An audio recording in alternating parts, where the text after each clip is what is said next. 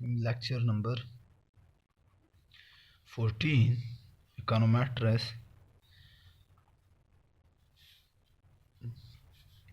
topic 13.11 examples. Second example, real consumption function for the United States. Data from 1947 to 2000 data sample, और हमारे पास total अब जो variable given हैं like total expenditure TC log of total expenditure is equal to किस चीज़ के बराबर है, β1 plus β2 YD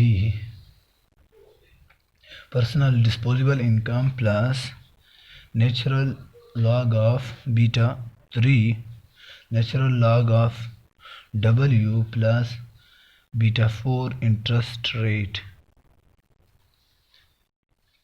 T plus error term.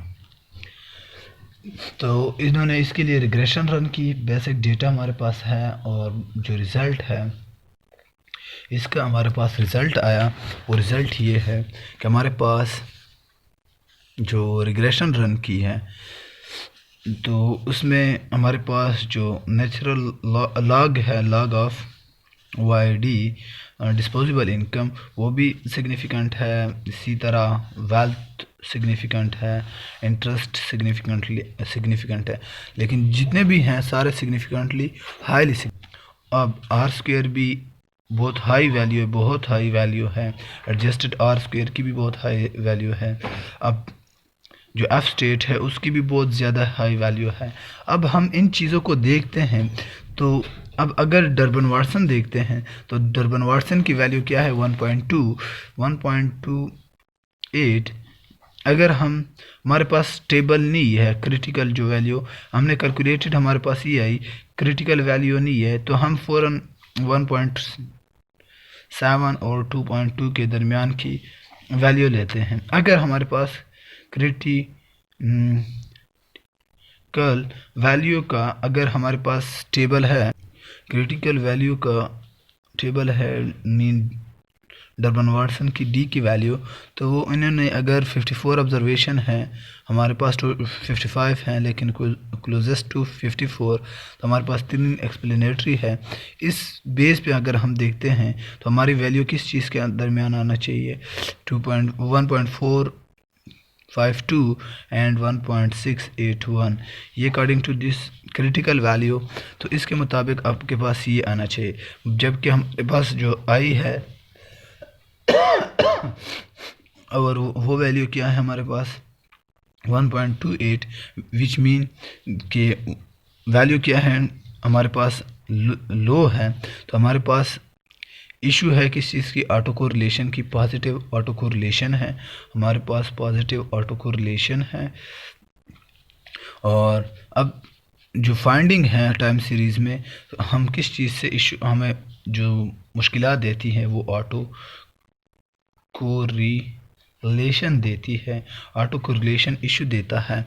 तो अब हम अगर एक्सेप्ट करते हैं इस कंक्लूजन को कि क्या कि हमारे पास स्पेसिफिकेशन एरर है, स्पेसिफिकेशन एरर है मीन के कोई भी मॉडल में इशू है, बल्कि मॉडल में इशू नहीं, हमारे पास इशू किस चीज़ का था, ऑटो का था। तो इसी वजह से हम फिर क्या कहते हैं कि हाँ, या हम स्पेसिफिकेशन एरर चेक करते हैं, स्पेसिफिकेशन एरर। तो स्पेसिफिकेशन एरर के लिए स्पेसिफिकेशन एरर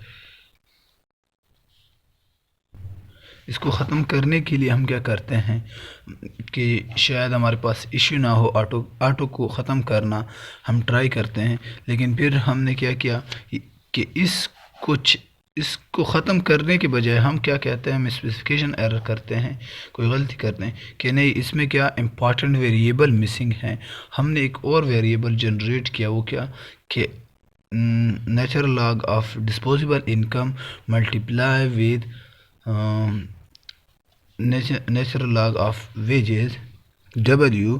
तो उसके बिना पे हमने अगर एक और वेरिएबल जनरेट किया, उसी को रिग्रेस किया, तो इससे अब हमारे पास क्या आया, और भी बाकी हम जितने भी वो चेक करते हैं वो सिग्निफिकेंट हैं, कोई इशू नहीं है। लेकिन अब अगर हम डरबन वाटसन की वैल्यू देखते हैं, वो भी फिर हमारे पास उसी बेंच में आता है, लेकिन इसमें फिर भी डरबन वाटसन ऑटो कोरिलेशन का मसला है। हम डायरेक्ट में उसी को बुक को ही नहीं वो करता, फॉलो करता कि जो 1.7 और 2.2 के दरमियान नहीं है, तो ये क्या, ये ऑटो कोरिलेशन है, पॉजिटिव ऑटो कोरिलेशन इशू है।